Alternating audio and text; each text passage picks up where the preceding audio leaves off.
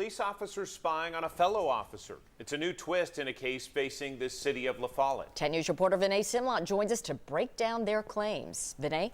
John and Robin, in August of last year, the LaFollette City Council fired these two officers, Monty Miller and Brian Tiller. The City Council says they fired them because of an investigation by a Knoxville attorney. That attorney argued these two officers contributed to a toxic work environment.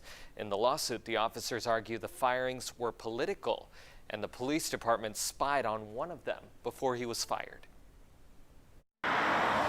In a 45-page complaint against the city of LaFollette, Monty Miller and Brian Tiller argue support of a candidate for city council who lost led to their firing.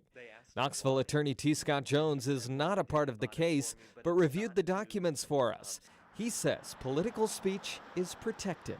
And to be retaliated against because you support another candidate that someone doesn't agree with, that's just inappropriate, and it's not acceptable under Tennessee law. The lawsuit says LaFollette Police Chief Steve Wallen ordered a GPS tracker placed on fired officer Brian Tiller's car.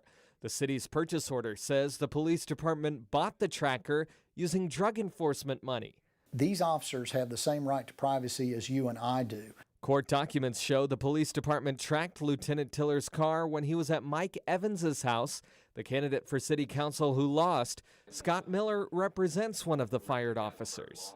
And in this case, it was done surreptitiously so that they could track them without them knowing, to try to catch somebody doing something they shouldn't. And the evidence showed that there was nothing there. This attorney says police departments can track cruisers if they tell officers they're doing it. Without apprising the officers, I think this department in this county has got a real problem. Attorneys for the two officers say the city didn't follow its own process to fire them.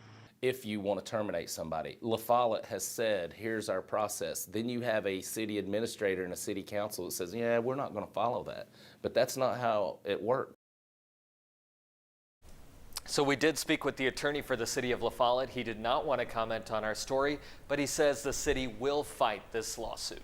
And Vinay, this isn't the first time the city of LaFollette has faced legal action for firing two employees. No, in 2021, the LaFollette City Council fired Jimmy Jeffries and Daniel Foster. They sued the city, making some of the same arguments. As we reported, the city paid them both $775,000 to settle their claims. John, Robin? Vinay Simlot on the update. Thank you, Vinay.